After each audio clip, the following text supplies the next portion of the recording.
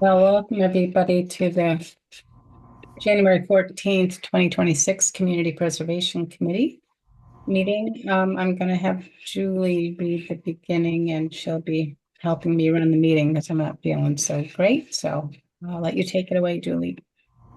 Thank you. So I'm just going to read the regular announcement. Certain meetings normally held at the municipal offices are being held remotely with adequate alternative means of public access and where required, public participation provided in accordance with House Bill number 58 of the 193rd General Court, which extended the governor's March 12th, 2020 order suspending certain provisions of the open meeting law, Massachusetts General Laws 30A, Section 20 until June 30th, 2027. Meetings are typically broadcast on Frontier Community Access Television. Thank you. So I'm going to call the meeting to order at 6:16 p.m. Guidelines for business meeting, speak one at a time, follow Deerfield Code of Conduct, be respectful, considerate, courteous, concise, and please raise your hand before speaking to be recognized by either me or Julie. Thank you. So we'll go with members present. Julie, would you call out the members for me? Yes, Sean Libby, Willoughby here. Frank Leon, Here. Lily Dwight, Present.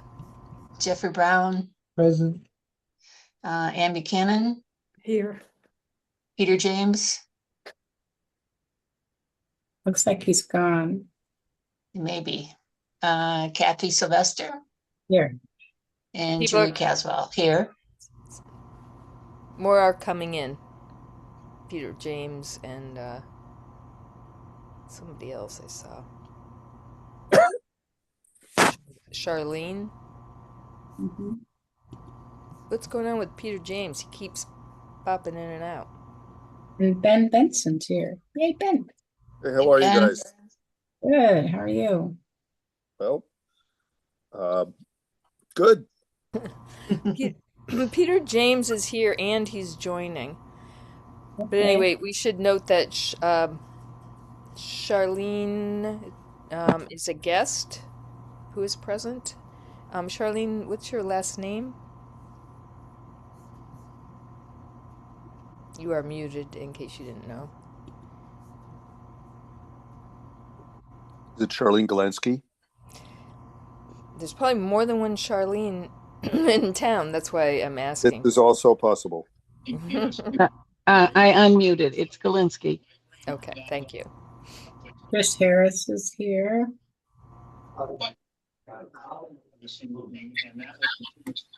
Okay, I think that does it for now, right? Yeah, something's up with Peter though. Yeah, I'm here, but I've entered the land of the invisible. Well, you've also you're also still trying to join with some other device. Oh, it looks like that's stopped. Okay. Okay. So we've got the members present, guests present. We're going to review the minutes of 12/17/2025. Julie did put in an amendment to the minutes. I don't know if everybody's had a chance to see that. Julie, you want to explain that? yeah, there was item number 8 talking about the Mass Trails Grant, and it said that this grant is by the Conservation Committee and the Open Space Committee, and it's just the Open Space Committee. So we just want to delete the Conservation Committee from this item. I move that we accept the minutes as amended. Second,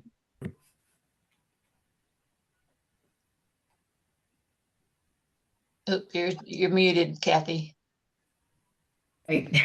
Sorry about that. Okay, all those in favor, Sean?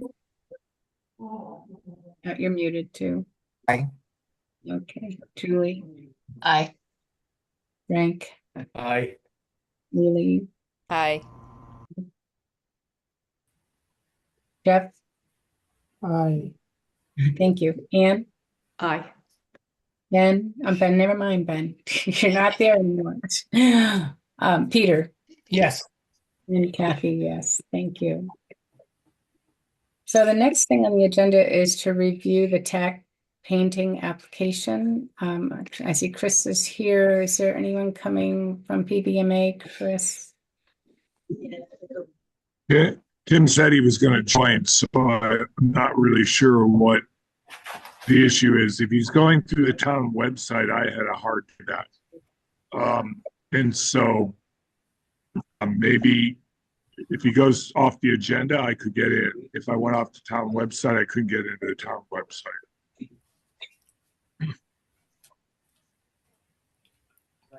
So I'll try to call him. That's all I can do. Yeah, maybe forward him the agenda. And Lily, do you know what's up with that? Or? I do not. I'm not on the town website. I don't know what they. Well, actually, I went to the town website and clicked the link on that one and got on. So, I mean, I sent them the agenda, so that's what they would have posted. Weird. Okay. it worked for me because that is how I got into this meeting. So, Okay. And but did- I will. Something's going on in the world of the internet, though, Yell, because I just clicked on the tack painting document, and it is, which I was able to get to earlier in the day, and now it's taking forever to load. Okay. Well, I did send Chris all the questions and comments other than what's been added since I sent it to him last Thursday, I think, or sometime. I'm going to give him a minute. He's trying to reach Tim. Maybe, well, we can't review the Laurel Hill because that's I do have a question, Kathy, because in the responses to the questions for the tack painting, it referred to a revised timeline, but the timeline in the application was the same one, unless there's. yeah, we'll have to talk to Chris about revising that thing. Oh, okay. All right. I didn't know because it's referred to a revised timeline. I did not see a revised timeline. Right. So, do we want to maybe while we give Chris some time, go to number 8, which is review the draft conditions of the 1821 building with Alex's comments. Now, Alex couldn't be at this. Well, what about Laurel Hill? Well, Ben's here. So he can go. That's not Ben. Oh, Yeah. isn't Laurel Hill's not Ben? I'm not Laurel Hill. It's the cemetery, the Mill River Cemetery. Okay, Yeah, he's sorry. gonna have to I'm be at another sorry. meeting. He's gonna have to be at another meeting, I know. So do we want to go over number 8? Did people have a chance to read Alex's suggestions for conditions and comments? Which one are we talking about? So number 8, because right now Chris is trying to get a hold of Tim Schofield from PVMA. Are we back to the 1821 building? Right, sorry, yeah. So that's on the agenda on number 8, the review the draft conditions of the 1821 building with Alex's comments. So if you look at that, does everybody have a copy of that? We can see. The first, number 1 is deed restrictions. Pursuant to Mass General Law, Chapter 44B, Section 12, every project that involves the acquisition of any interest in real property with committee funds shall be bound by a permanent deed restriction that meets the requirements, blah, blah, blah. I won't read the whole thing, but you can see that her comment is it's covered under the current town deed that has a use restriction on the building already. If I may, on this Please. particular matter, Yes. her information that she sent to us is not fully correct. The restriction that's on the property is your standard 30-year restriction, which is seven years in the making, and then the restriction disappears. The quote on the deed is not precisely correct. It should be 7248 at page 71. That's the indexing that gets you into the document.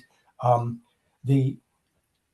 I think that there's another piece that I don't have on top of my head right now, which extends certain restrictions to 50 years. But the deed into the town specifically referenced the expiration of this restriction in 30 years, which is the quickest expiration date that you're going to see on these types of restrictions. So it needs to be expanded. And until I can get my sight on the 50-year restrictions, I'd say that we still have to play with that. It's not fully correct. Okay. So I think I will ask Alex to work with you on cleaning this up. Great. We want to go through the next thing, the conditions. All interior, exterior work shall comply with Secretary of Interior standards of rehabilitation of historic properties. She says that's good to add. Any questions about that? And then number 2, an independent historic preservation consultant shall be hired at the beginning of phase 2. I don't know what that's all about. That sounds like that comes from the town hall. Yeah, that's my guess. So she's thinking it's not necessary basically to hire a preservation consultant because it's a small project and it's just replacement in kind. Any concerns about that? I'm a little confused. I mean, this actually would be considered phase 1, right? This particular grant proposal. This is that language, phase 2, I think she took from the town hall conditions. They need to be rewritten, and there is no phase 2. But Well, my concern was that in the conditions for the phase 1, we should not be writing conditions for phase 2. We deal with those when we get to phase 2. And yeah. I think the committee decided last time that a consultant would not be necessary for the current grant. Yeah, well, that's her comment. So she, this was written. I can't remember if she just took it from the town hall and she said she didn't think it was necessary. And I'm just asking if everybody thinks it's not necessary. Okay. So she would delete this. Yeah. Yeah, good. And then number 3, CPA funds expended within 5 years. And on that section goes because we can get the project done in the normal time frame. Returning funds isn't a general award letter.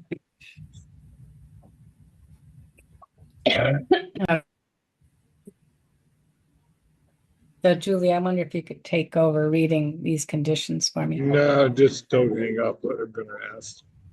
Okay, so the number 4 was CPC will be given updated reports every 6 months. Kathy noted yearly is fine. That's the standard. Is that acceptable for everybody? Again, that 6 months came from our conditions on the 1888 building, which we since amended to be annual. Yes, good. Number 5 is a member of the CPC will serve on the 1888. Well, that's directly out of. So modified to if a committee is established for the reuse, a member of the CPC will serve. This is, I guess, the point where I thought that shouldn't be in here because we're telling a future committee what to do. Yeah, I think we should just scratch that. Yeah. Other comments? Okay.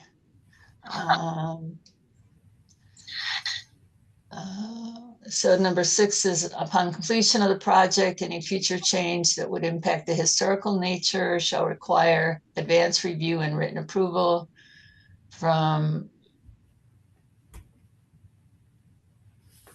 I think this again is talking about something that's happening in a future proposal and doesn't belong in here unless we really want to seek to, tell a future committee what to do. Well, here's the part of it that I would caveat, and that is that there could be something that occurs to the repair work or the rehab work that we've authorized. So that if they're going to change the rehab work that we've already authorized and paid for, they should come before us and ask for that. For example, say they decide to take the steeple down. That's a major change to something that we've funded. They should at least come back to us and tell us what's going on.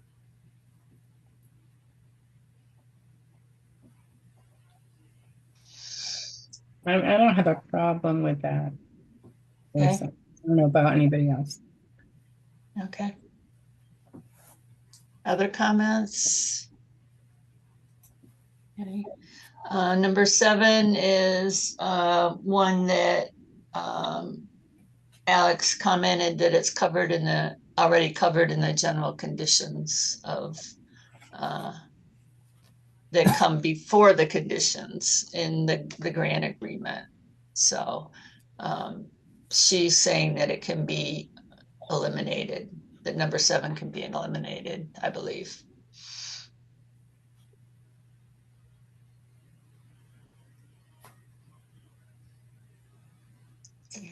Sorry, I can't talk very much, but Nope, you're muted now. Oh, it looks like we lost Lily. Yeah, it does. Yeah, so Kathy, Yeah. can you hear? So actually Tim is waiting to get into this, and I think Lily needs to let him in, and I don't see her on this call. I presume that she's trying to get back in, so. That is down. That's what she texted me. Okay, so I have Tim on the phone with me, and he's at his laptop trying to get in also, but we're just waiting.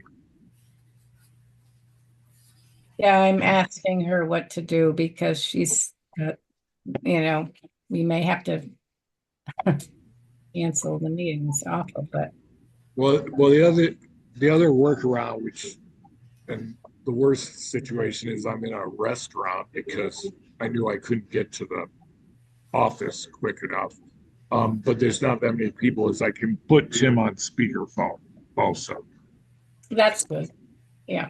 Tim, I'm going to do that right now. I'm going to put you on speakerphone near my laptop microphone. So But we're gonna finish, Chris, what we're working on at the moment because we Okay. want to have another thing. So if you just give us a few minutes. So if Kathy, let me know if I'm getting too involved here, but so I would propose that we get back to Alex with comments that we've made here. There's several of these items, or some of these items that are we don't think are necessary, so they can be taken out, and some of them are good and should remain. All right. And then come back with another version. We have time for this, at our next meeting to come back with a final version. That's what I would recommend. That sounds good. Looks like Lily's back, thankfully, and Mr. Jim's Nim. here. So what I'll do is I'll have Alex, review what we talked about and work with Peter to get the final document. Is that okay with you, Peter? That's fine. We have a larger series of issues with these. Now that we're getting into deed work and things like that, it's a good discussion with her, and it's also going to move us a little bit closer to how we handle restrictions, because we haven't seen that with this committee yet, and some of them get a bit obtuse. but I want to work on that as well. And having a conversation with Alex will be very helpful. That's great. Thank you. So I think now we can move back to the tack painting. And I'm going to open it up to the committee to discuss. Hopefully you got to read Chris's answers to the questions in the comments that we all had. And I'd like to open it up to the committee to, if you have any further questions for Chris or concerns. You could raise your hand if you want to chime in. Lily, can you hear me? Okay. So I know Lily had a question about, the application needs to be revised a little bit just with the new timeline, Chris, that you mentioned in your notes, just to revise that piece of the application so it's updated, if you could do that. It's just paperwork, really. Yeah, and that new timeline has been validated earlier this week by the conservation studio in Lawrence, Massachusetts, too, in terms of what projects they have going. Okay. I'm just going back here to the applications and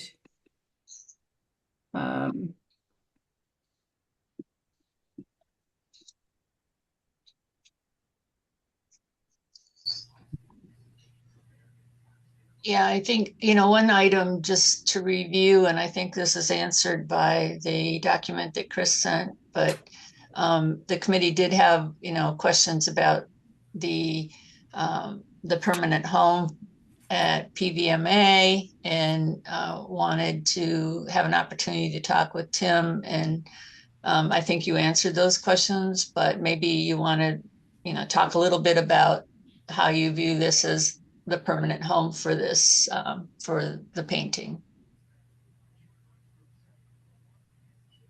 Do you want Tim to talk about that, or do you want me to say something? I'd say either of you that would like to speak. Tim, go ahead. Am I on? yeah. Yes, though, Chris, I thought we were using a different term because this isn't going to be given to us, but we are open to exhibiting it as it finds, because it really needs a large space, and there has been talk about using the old town hall. We've been working on that for years, but our present buildings allow us to do like a welcoming exhibit, and then it can be on long term. But museums rarely say it's on permanent showing, but it can be permanently available because the place where I anticipate quote unquote storage is available to the public. It's not like it's in a back some other building. It's in the old grammar school that the classrooms have a high enough ceiling. And so we use some space in here for storage. So if it's not, we're also a good place. I think Chris sent along pictures of where the multi-purpose room might be a good place to organize an exhibit, welcoming it. And that's available handicap and right from the parking lot. But there is a space in Memorial Hall itself where I can envision it being on a longer term, but I think its permanent home is still open in terms of what we can do with our old town hall and what the schedule is on that. I have a couple of questions, Kathy, when it's my turn. Go ahead, Peter. Okay, thank you. I clearly don't have any problem with the way the money is being handled here and how it's going to be kind of part of the process as it's finished out. I think the representation that they're not going to do this until they have the money in hand is an excellent way to proceed. My concern is, why can't the private nonprofit give the painting to PVMA? If they don't want it to Historic Deerfield, upon the completion of the refurbishing of the painting? Why does the private entity need to still own it? Absolutely. Per the follow-up questions that I received on the application, the, the, the nonprofit Friends of Deerfield don't need to keep the painting. It just needs to be with another 501c3 that has similar objectives to preserving historic Deerfield history and communicating that to the residents and of Deerfield and nearby towns and any visitors in an educational mode. So no, the Friends of Deerfield are not wed to holding on to the ownership of the painting. We would gladly transfer it to one of the other nonprofits in the town, if that facilitates, the future better. And in fact, some of the donors that I envision discussing with may very well say that's what they want. Here's all the money, but this is what the end game is that we want. Well, and my point is further. To Tim's point about a future investment in that campus, it may fit into that longer term. I look at it from this point of view. We have two of the most celebrated historical nonprofits in Deerfield, in PVMA and Historic Deerfield Inc. And it's my personal sense that either one of them could take title to this once the repairs have been made and it's on display. And I certainly don't care which one. I think because it's displayed at PVMA, that probably would be a more suitable ownership. But I'm sure that Historic Deerfield would raise their hand if they were the only act in town. And I'm not really keen on private nonprofits holding on to assets that they don't need to. And I've worked with a number of nonprofits in my time, and I've seen it work out nicely, and I've seen it work out poorly. But in this particular situation, I advocate that the Friends of Deerfield turn it over to PVMA once the repair work is done and it's on display. It seems the simplest of ways to do it, and you don't have to worry about how long it's on display or not. But if it's within the possession of PVMA, it's in a pretty good place. Lily has a question. Thank you, Peter. So it sort of relates to this as well. Can we get a letter? I mean, the dispensation of who owns it, we don't necessarily care about, I don't think. But what we do need to know, and need a letter, I think, to that effect, is that this will be available to Deerfield residents when the work is complete, sort of period, that if any Deerfield resident wanted to go and study the painting or whatever, that they would be able to do so. Yeah, I well understand that, Lily, and that's a very reasonable request, and it's consistent with all our thinking. I mean, the mission of the Friends of Deerfield is not to hold assets of our work. That's not our mission. So ultimately, this asset should be transferred, and in the meantime, the commitment to make it available to the residents of Deerfield is intrinsic in terms of our mission and what we're doing here. So I think this might happen in a stepwise process. To Peter's point about let's do the fundraising, let's get the work done, and then turn it over. I think any Historic Deerfield or PVMA would much rather have the finished asset rather than a partial that they have to budget for that they didn't plan on.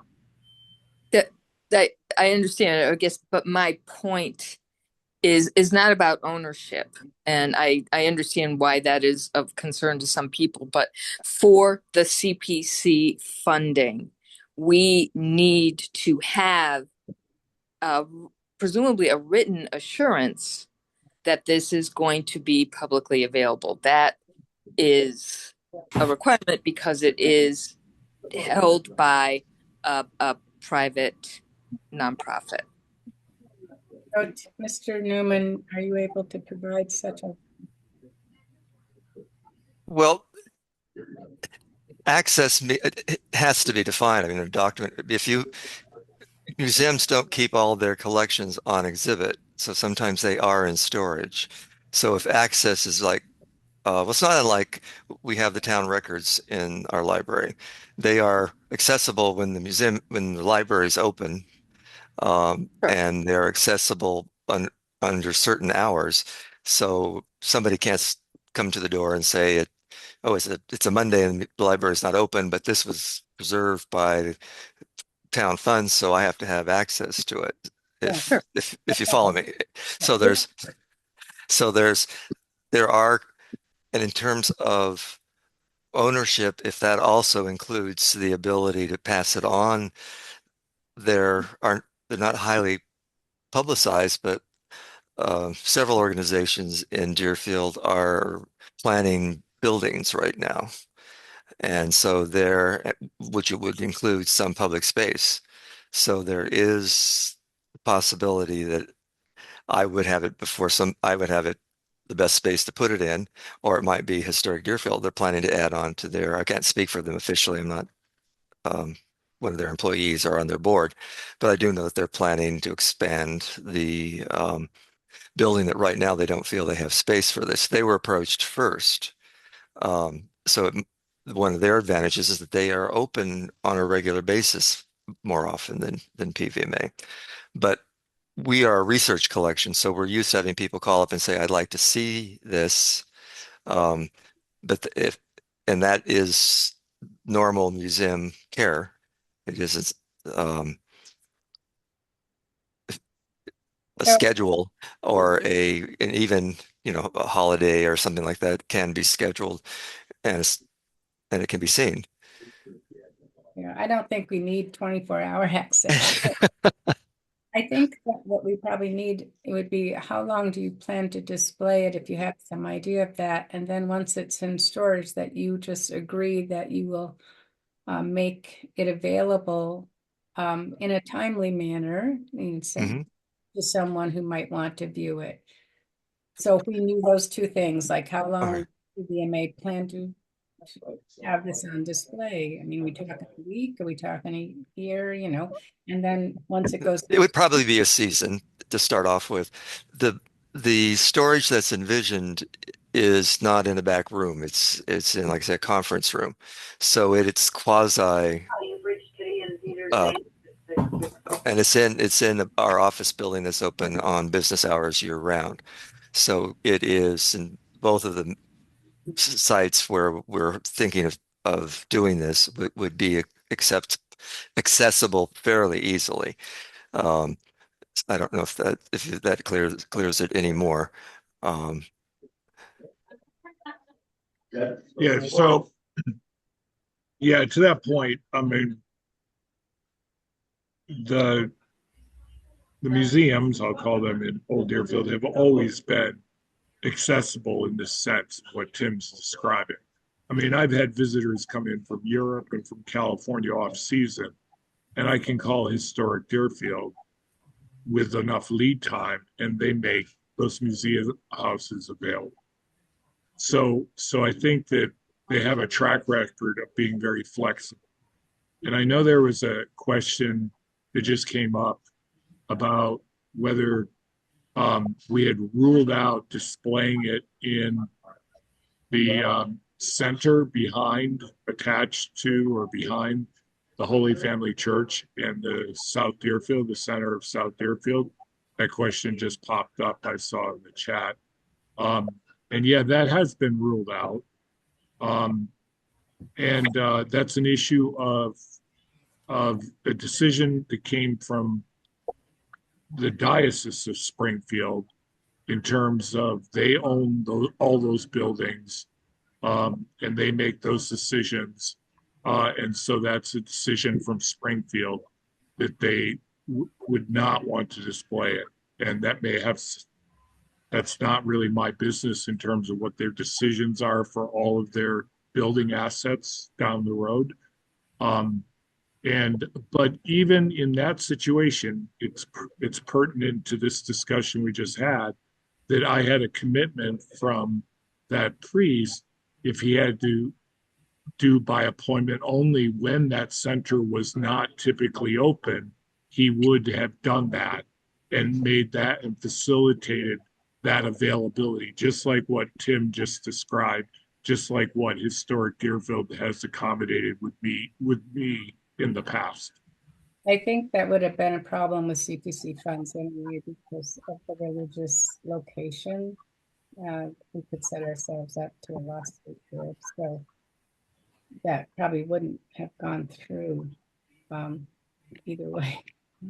So you've got a place. If Mr. Newman could just Kathy, I'm sorry if you can't see me, but I don't have an answer to my question. Can we get a letter Absolutely. from EMA? That's what we need because we're going to need that. You're going to need that at town meeting.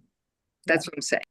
That's just what I was about to say. Sorry. Exactly. So wrapping it up, that if we could get a letter from Mr. Newman about, you plan to display it for a season and then it will be in storage where people will have access upon request. That would be great. So in terms of other questions that came up, I don't know if anyone has any further questions for Chris. He went through everything and answered it pretty well. Does anybody else have any questions? Alili.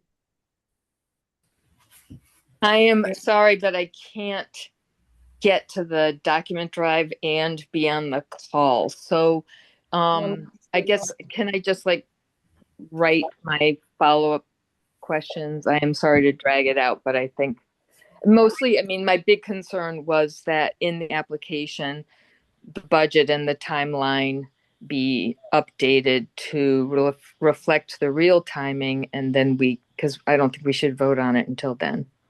Yeah, we can get that. We can get the letter. Do you want me to share the screen so people can see the questions answered, or do you need to see that?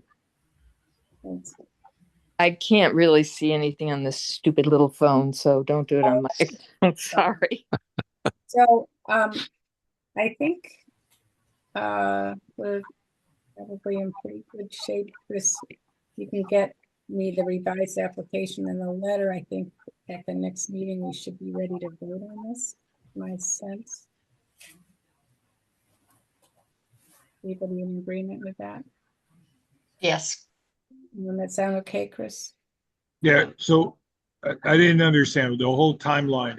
Did we not shift it and answer the questions? I'm trying to remember. So in the application, you have the old timeline. Right? Correct. You could just go back to the application, revise just the dates of the timeline to make the application updated to reflect the new timeline. That's all. You don't have to do anything else to the application, but we just need a current, updated application, and then the letter from Mr. Newman, and then I think we're good to go for the next meeting. Okay, so those are requisites for a vote. Yeah. Okay. So what's the timetable here? Because frankly, I've been holding off on contacting key donor groups. So the town meeting, that's the yeah, town. I understand the town meeting, but to have a recommendation from the CPC is enough for me. I see. Well, I'm hoping we can set our next meeting in 2 weeks. Is that going to work for you? 2 weeks. Okay, perfect. Because I'm away next week, but if we can get enough members to make, I know we have to go over Ben's application. So, and there's the other thing. So it'll be the 28th if people can make that time. We haven't talked about it yet tonight, but that's what I was going to propose.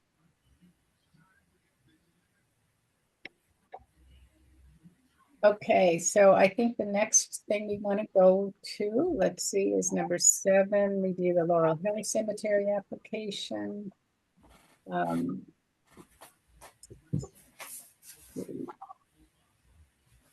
we had some comments and questions about that you answered.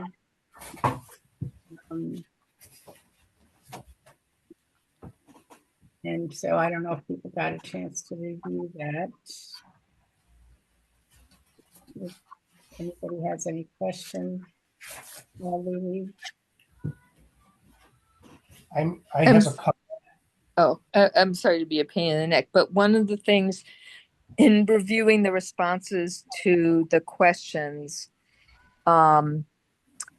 it sounds like the expectation is to come back to CPC regularly and for the maintenance of the cemeteries. I understand that this request is not maintenance, but it's really important. We're not allowed to fund maintenance, right?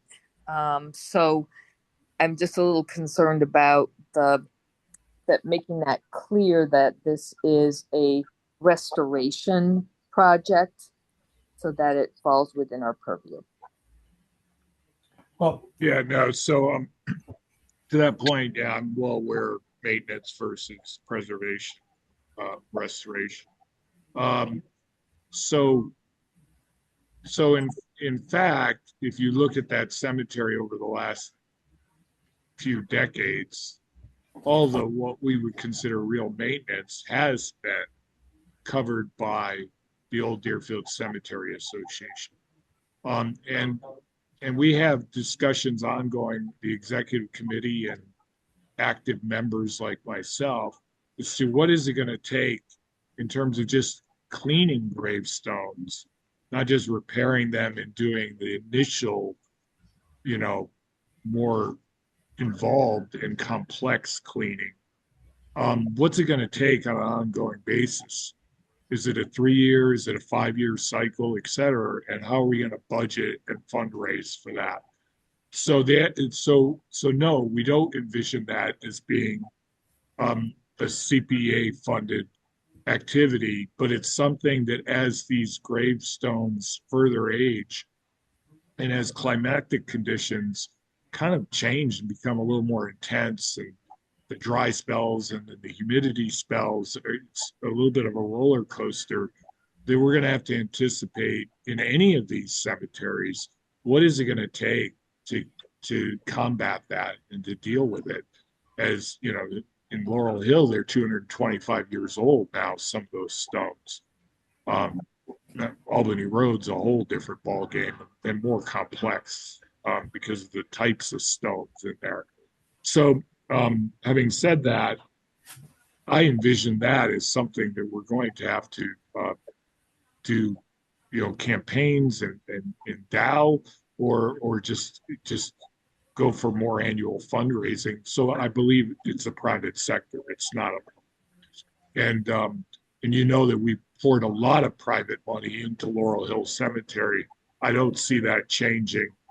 This is a modest request to against another 50,000 that we're spending over 2 to 3 years of other things that would be considered more maintenance. And so maybe we're going to be replacing tree maintenance with cleaning maintenance now. And I think that's just the world we're entering into at Laurel Hill. Kathy, may I comment? Please go ahead. Kathy, may I comment? Go ahead. All right. Let me just, I was the person that generated the question seeking the data. And the reason I needed to see the data, number one, is I don't know what happened in 2020.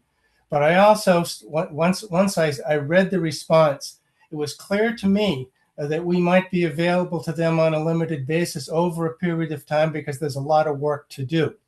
And I wanted that on record. And I know full well that we get into these tightropes on what's maintenance and what's rehab.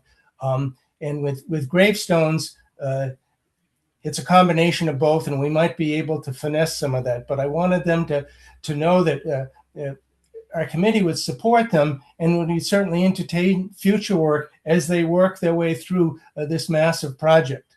So I was very pleased with the responses that I got because it gets to the next step. And that's basically just what I had to say.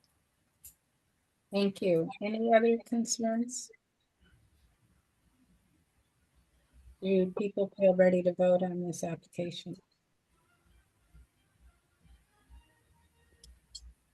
So could someone make a motion to approve this application? Make a motion. I move to To- approve the application as amended, subject to standard conditions. Second. Any discussion? Okay, all those in favor, Sean, Aye. Julie, Aye. Ian, Yes. Jeff, Lily, okay. Jeff? Jeff? Can you hear me? Are you talking to Jeff? Yeah, Yes. Aye. thank you. Peter, Yes. Frank, Aye. Lily, Aye. and Kathy, yes.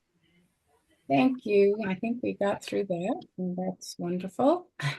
Thanks for your patience in that, Chris. So we are now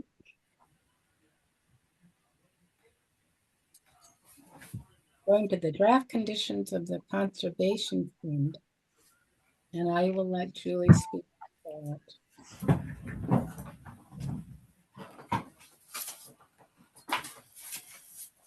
Thanks, Kathy. There were several questions about the conservation fund proposal, and it was reviewed by the committee for the first time on December 17th. And the committee was interested in having the details on how the fund would be established,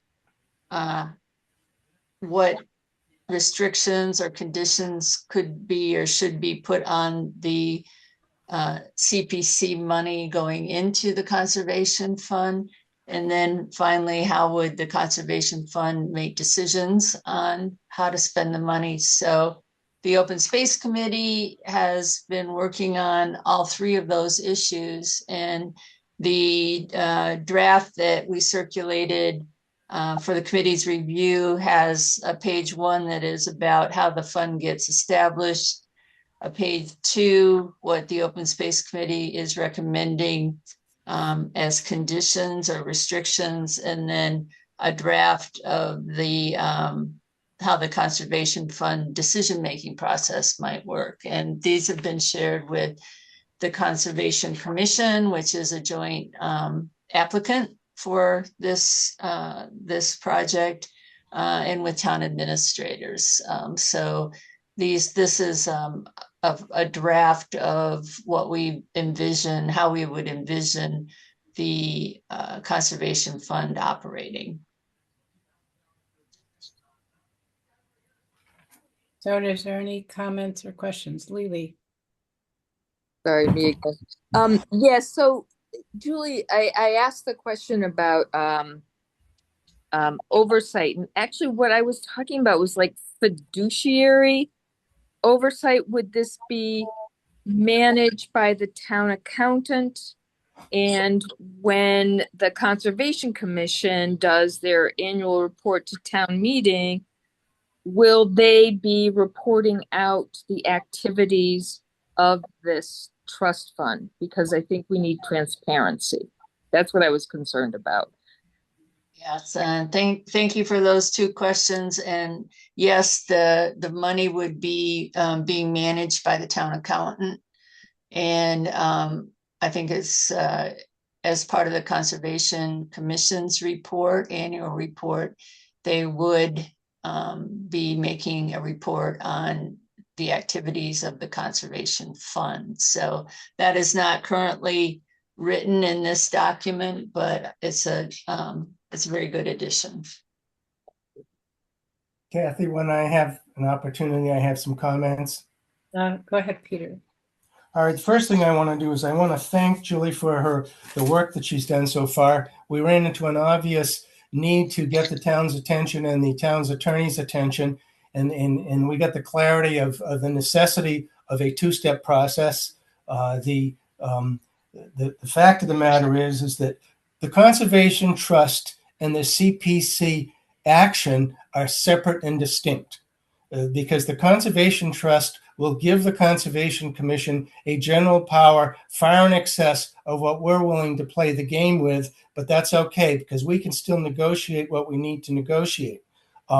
So I think that we will have work to do over the next meeting or two to fine tune some of this stuff.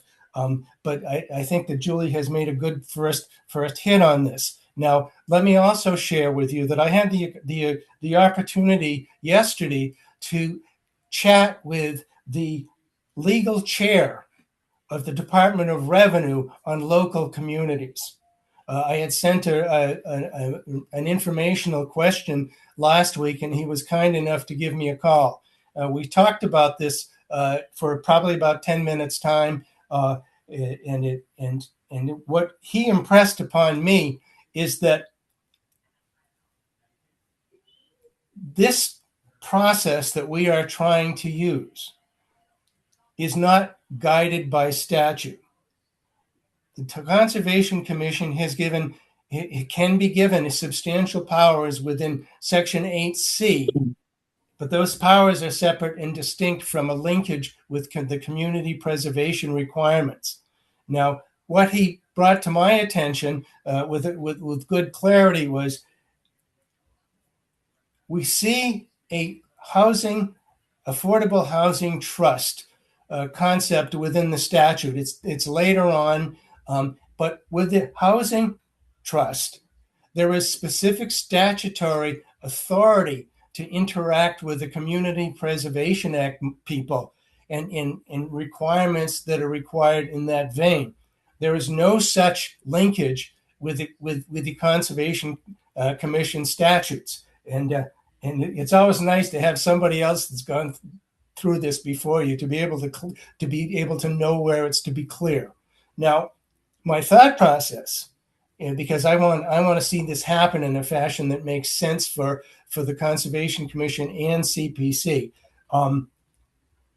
As long as one of the prerequisites of this whole mess is that the town accountant has to be knowledgeable about how the Conservation Trust escrowed money is going to occur, because on our annual report, the DOR is going to want to see that. And it's specifically, they're saying that many town accountants don't get it. I have had no conversation with our town accountant yet. I'm sure that with the credentials that she comes with, she's probably cognizant of that. But that's just something that has to be handled with clarity behind the scenes. What I'm concerned about is how we as a community preservation committee draft our agreements, and draft the agreements so that they are very specifically tuned to how this money works. It's very clear in my mind how it works when you're going to buy something, because you're going to have to put restrictions on it, and they have to be restrictions that are acceptable to the community preservation committee. That part of it's the easier part. The part of it that is harder to understand is how CPC grant money can be used for non-purchase matters. And I don't necessarily have an answer to that, because once the horse is out of the barn, nobody's going to want to get into litigation after the fact to figure out what went wrong. So I don't have an answer, but it's something that we have to think through with a certain amount of clarity, because at the end of the day, it's going to have to be sold to town meeting. And I can guarantee there will be a few folks that will stand up and say, wait a minute. So we really have to have our act together and know full well that we can do something like other towns have tried to do, but it doesn't have a lot of statutory authority. And it's an evolving topical area, which I'm sure I will get a lot of chance to work on. But it is what it is. So what are you suggesting, I guess, Peter?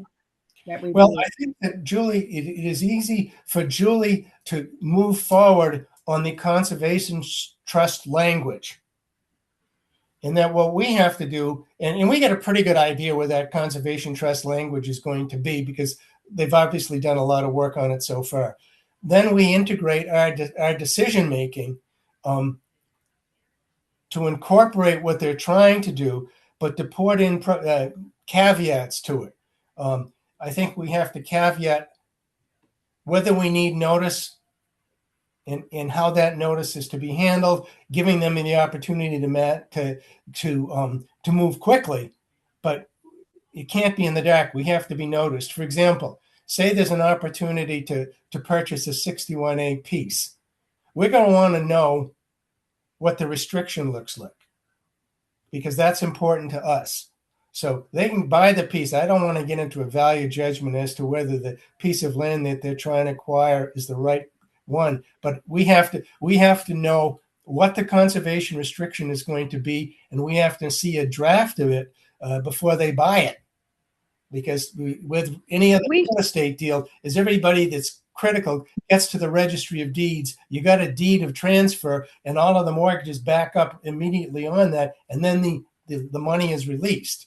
And so we have to be comfortable as to our protections as this money goes to third parties.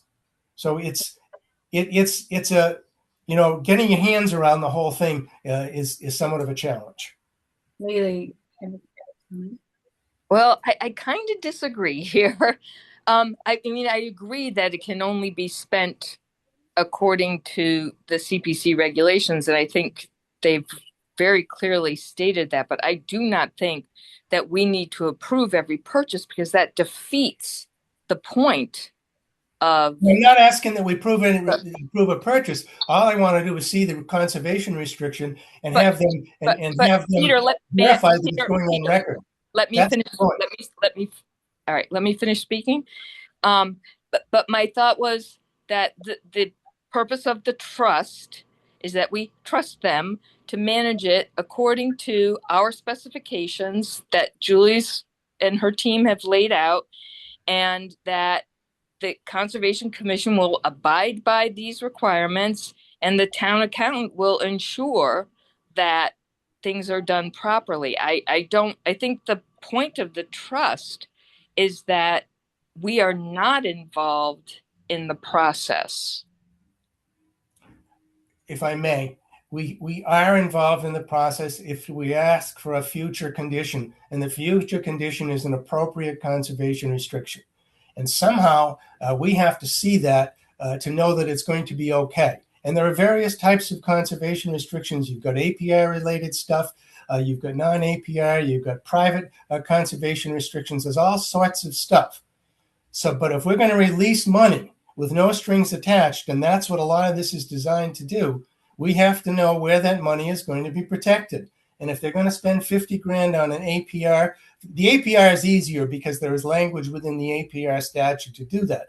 But if somebody is going to buy a 61A piece of land, we need to know what the restriction is going to look like. And that's just common. That's just standard.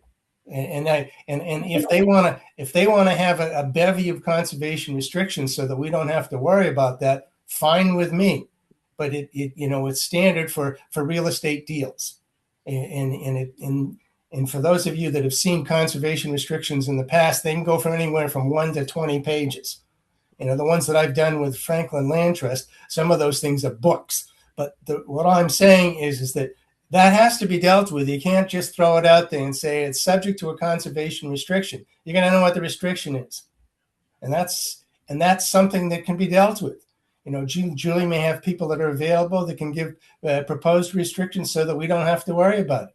I'd love to have it that way. And I just, I'm all for pieces of this. Part of it I'm a little bit concerned about the pieces with real estate I'm less concerned about than the pieces that don't have real estate because there are far more value judgments. And this is a separate and distinct matter, and it is not regulated by statute.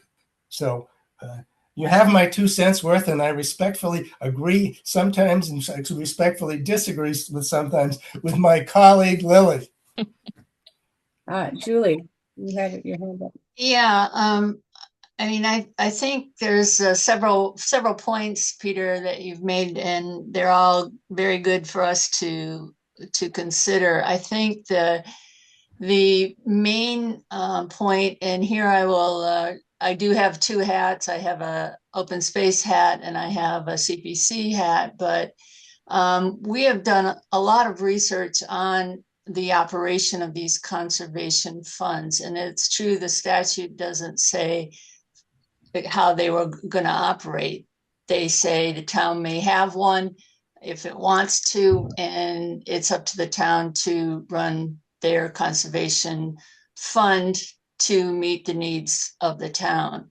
And it's clear, I think, from our work on looking at how these have operated in other towns, that the CPC is handing off the responsibility for the decision making to the Conservation Commission, operating as the town has set it up to operate. And it is not the case that it's no strings attached, because we have an entire page of strings that say you may use, CPC is already telling this conservation fund, these are the things that you may spend money on. These are the requirements. And I think it would be, we don't want to replicate in the conservation fund the CPC decision-making process. This should be, in my opinion, a handoff with conditions to the conservation fund, who may be trusted to manage the money well. Their management of the money will be open to public, for the public to look at it, and it will be reported on with an annual report. So I do think that what we really should focus on is a set of conditions without the idea, and again, this is my opinion, it's not necessary for that to come back to the CPC on a decision by decision basis, because that replicates the CPC activity. You and I are not talking from different places. The difference here is that CPC does not have the backing of any statute to provide this protection, so we have to do it ourselves. Now, what I'm going to suggest to you, because I don't want to, I'll be dead before a lot of this gets spent. So what I suggest to you is to think about is to come up with a draft conservation restriction that we can use for guidance. Because if we have a conservation restriction that provides the minimal protection, you can incorporate it in your rules, and we don't have to worry. I don't want to see somebody worrying about negotiating a conservation restriction in 5 years on 15 days notice because of a Chapter 61A. That's just something that needs a little bit of additional work. But I don't have any problem with a canned conservation restriction. I think that may solve to bridge what we have here. And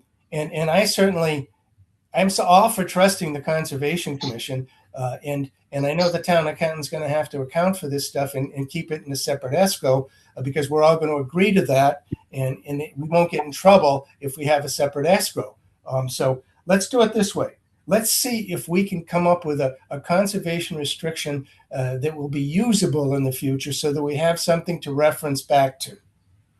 And your folks can think about that, and I'll look at some of the stuff that I've done in the past and see what we can dig up that will give us enough legal protection with the boilerplate that we don't have to worry about it.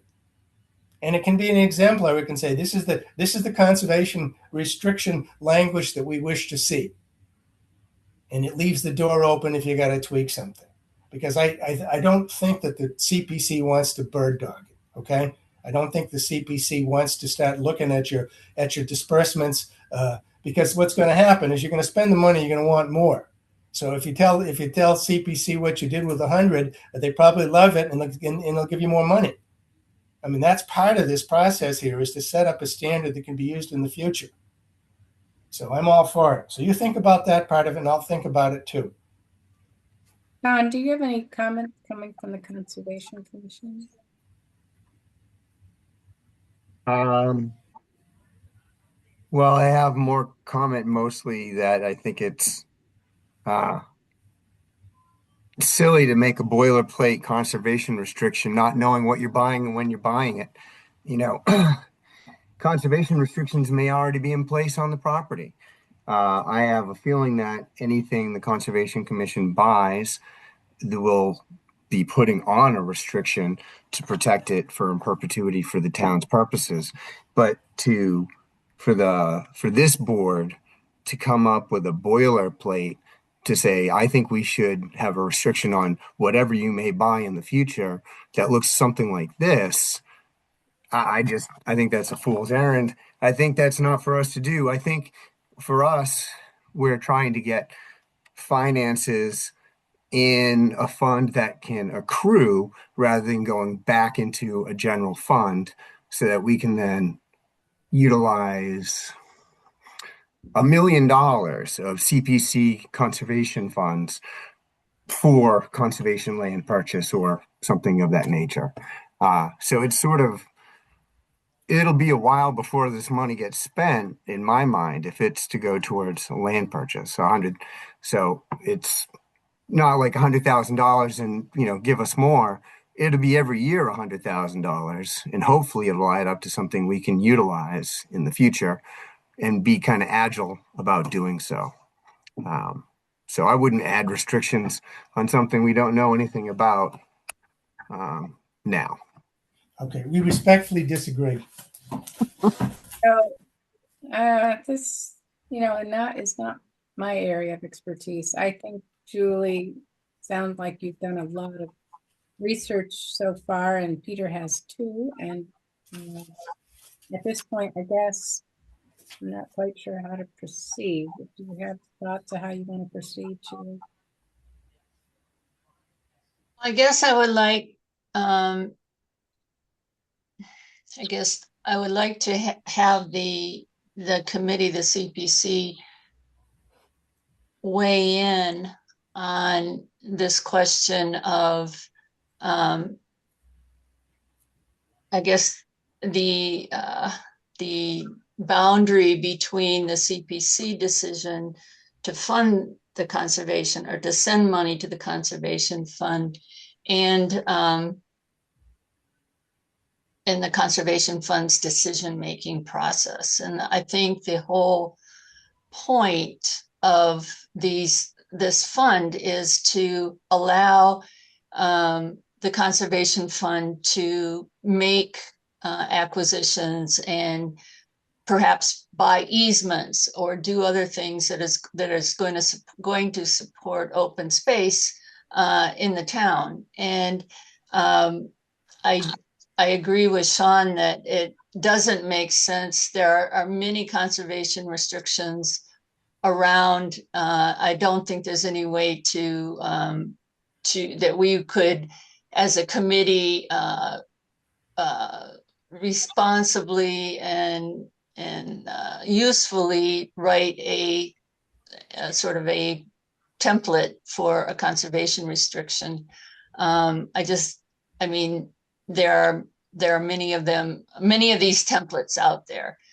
So I just think that the conservation fund, there has to be a handoff for this fund to operate as it's intended to operate. And the accountability comes from the reporting of how the money was spent.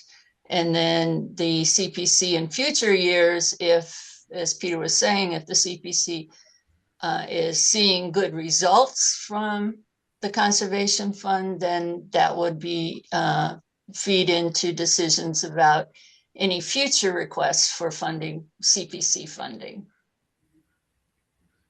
So I guess what I'm recommending is that we use, look at this list of conditions and say, is this a good list that we would like to use in establishing a conservation fund? Julie, are you able to let me share my screen? Crap. I don't know. Okay. I'm not sure. Let me, So my internet is back up at let's see if I can join the meeting without messing everybody up. Okay.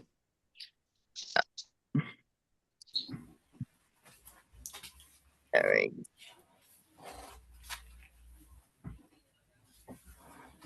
Here we go.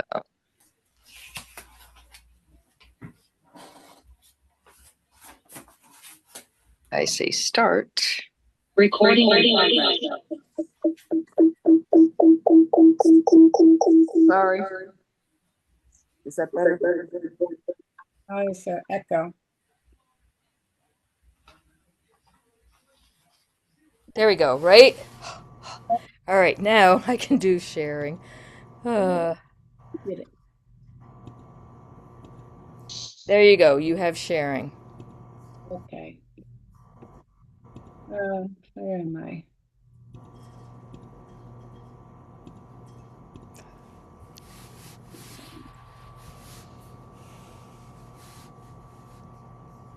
So up one page. There you go. Is this it? Yeah. This is what the grant agreement language would be. Oh, just could you read it? I would read it if I could talk for more than 3 sentences, but So this is a proposal for the grant agreement that would be with this putting $100,000 into the conservation fund. Many of these items we've already talked about. The first would be the money must be segregated. That's a CPA rule, must be segregated in the conservation fund, can only be used for purposes that are outlined in the Community Preservation Act. And so that's the overarching restrictions on its use. And then the third bullet here are several items that the town would, or that the CPC would specifically say, we approve of the use of these funds for these things, acquiring conservation land, acquiring town restrictions or easements, paying for the expenses directly related to acquisition, acquiring parcels coming out of Chapter 61, 61A, and 61B, to be used, could be used as a town contribution to grants. The land grants, for example, require for acquisition of land, the state will pay for, I believe it's 4/5 of the cost of the acquisition if the town will come up with 1/5 of the cost. So this is essentially would be a matching function for land acquisition, to do local matches for Massachusetts agricultural preservation restrictions. So last year we had an individual application that came in from the Melnick property. And so rather than having to have somebody come through the CPC with a proposal, they could go to the conservation fund. And since those APRs are highly regulated by the state, that would be would take those into a different funding stream, to acquire trail easements on private property and to make conservation related improvements to conservation land, such as creating hiking trails. So that's the list that the Open Space Committee has approved and has shared with the Conservation Commission as our draft language. Lily? So I have a couple of questions. I think this is awesome. One of the questions is this every time? So let's assume that the Conservation Commission presumably will return to the CPC in 2 years and say, we would like an additional infusion of $50,000. This language would be applied to that request and potentially amended if there's something, if we learn something or there's something weird about it. In other words, so this is this is the language that we are crafting for this specific request for funding, and presumably it's the same language that we would, in the same requirements we would use in every request, but it's also modifiable, so that might help us to address the concerns that Peter had about things that we can't anticipate or that we haven't anticipated. So that was a point I wanted to make. But the other question that I had is, will we therefore, once this is established, send all open space requests to this trust? No. So the Open Space Committee would expect, and people could come directly to the Open Space Committee with open space proposals outside of this conservation fund. So the idea, it would not in any way restrict what other people could apply to the CPC to do with open space. So it's not a substitute, it's an addition. Thank you. Any other discussion? So I think there's no more discussion. We could entertain a motion on this application, or I should say on this list of conditions. Small body. Harvey, what's the leprechaun? That's right. In the city. And double pop German city. Whose river? Go ahead. I just muted Charlene. I move to accept the conditions as presented and reviewed. Second. Okay, those in favor, Frank? Oh, Aye. I should say any discussion. Oh. If no discussion, then Frank said aye. Aye, Okay. yep. Sean? Aye. Jeff? Jeff? You gotta unmute.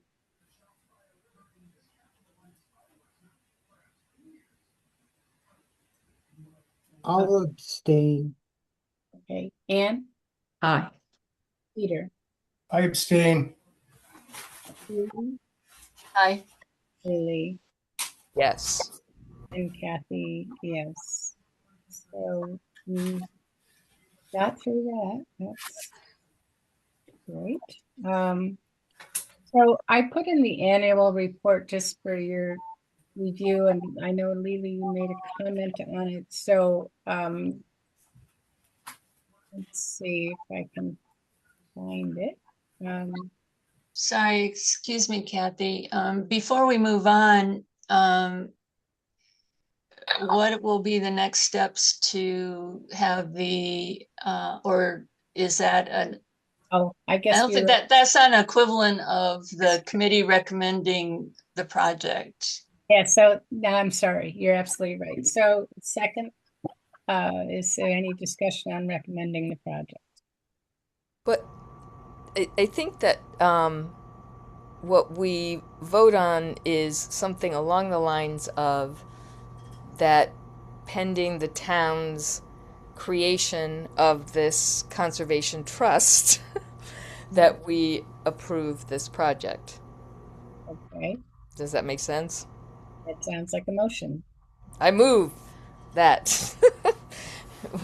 Oh, Julie's got a question. Really, you have a question? So if it's worded that way, that would preclude establishing the fund in May and putting money in the fund in May. Why is that? I Or didn't would it? understand that. No, I'm assuming say- that there's going to be a warrant article, right, about creating the trust. And then Yes. following that warrant article, if it's approved, right, that's what it's all about, is if the town approves the creation of the trust, that we approve the funding of the trust through this CPC endowment. Thank you. Okay. Yeah, we will second.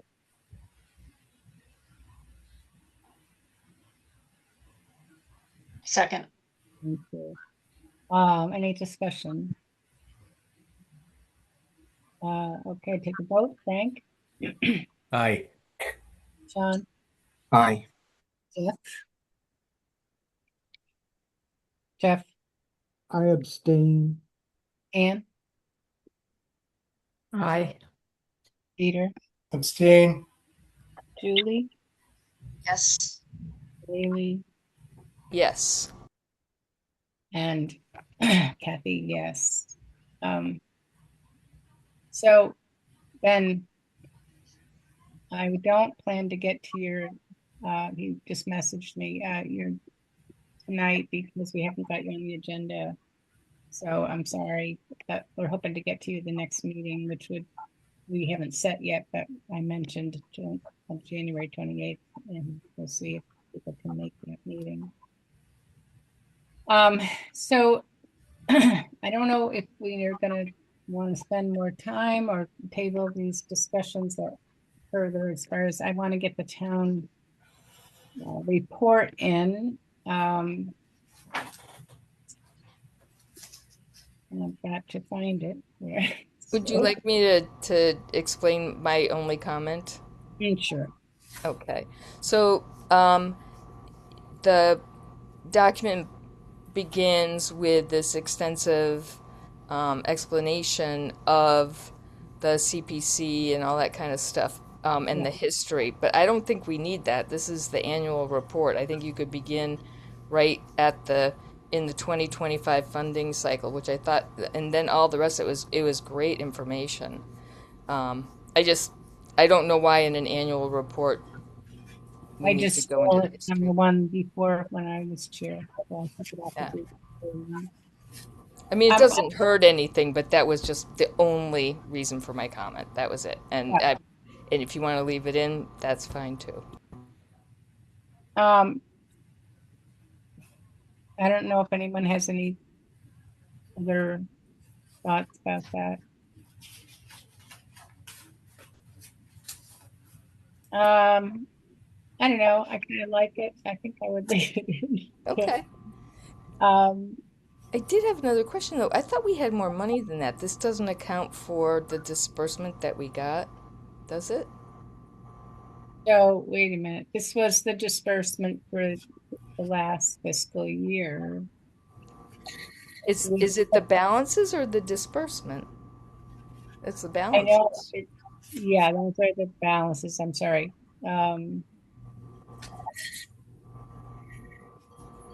I can send it off to.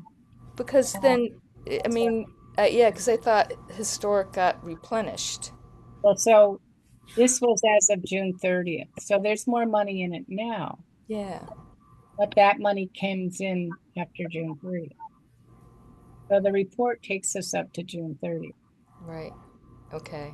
I mean, I get so confused. So it's about the fiscal year then? Is that it? Talking about money, I can tell you, I said it, but I did ask Holly for the numbers for the report. Now, I'm going to have her come next year and talk to us about the money because I'm sick of trying. I can't. My head will not wrap around it. So, I mean, Brenda is like, she must think I'm really thick, but now Holly thinks I am. So I told her next year it's your turn. You can talk to the committee. So if you're okay with the report, I'm just going to send it on. I just wanted to make sure I wasn't missing anything, you know. And then I added the town common update just for your information. There really is no need to discuss it. I mean, they're hoping to break ground by June 30th, but they may not. And then I said you can put in another extension and give us a reason to vote for another extension, you know, and they are making progress. It's just along, you know, state land and all that in the way. They are extended through till the next application cycle though, right? Till November 1, 2026. No, it got 1 year extension because it expired June 30th of last year. So Should we give them a 1-year extension now because our application thing is closed? Or do we just do that differently off? That's differently, and Alex knows, and I gave her, application, whatever, what she has to do, which is very brief, and said, if you don't expect to break ground, we need this by June 30th. Okay, thank you. Sure. So, new business unanticipated, anything? If not, and I don't know if anybody wants some public comment, I can leave it open for public comment. I didn't put that on the agenda, but. And if there's no, Julie. You're right. Like how it is six. Julie? Draw two, wild, and reverse. There we go. Charlene? Yeah. So I just wanted to make a comment on the vote on the conservation, recommending a conservation fund. I am concerned that Jeff and Peter were abstentions. Clearly, we would love to, Open Space Committee and Conservation Commission would clearly love to have a unanimous vote on the part of the committee, and I'm certainly very open to working with everyone to perhaps get to. I don't know if we could reopen this at another point for more discussion, but I certainly would like to do whatever we can to have the entire committee support this project. Well, do you want to make a motion to, Don't bother tonight. no, we're not going to talk about it tonight, but we need to make a motion to rescind the prior motion to accept. Ooh, I don't want to do that. I guess want to, and do you want to talk offline, with Peter and Jeff, and just they can get their concerns and we can revisit next meeting? That sounds like a great idea. Thank you. Okay. So, any new business unanticipated? I don't think so. So if I can get a motion to adjourn. I move that we adjourn. Yeah, I second it. All those in favor, Julie? Aye. Peter? Yes. Ian? Yes. Frank? Aye. John? Yes. Yep. I Lily? Yes. Yes, we are adjourned at 7:43 p.m. Thank you, everybody. You didn't set the next meeting. Is January 28th okay for people? Anybody unable to make that? But we're getting to the end here. I promise. Hopefully the next meeting won't be as long, and I appreciate you all going overtime. I know we try to stick to an hour. I guess that's been the history. I'm not sure if that's a rule, but we had a lot to get to. So thank you. Have a good night. Good night, Kathy. Thank Good night. you. Good night, everybody. Oh, I gotta stop the recording.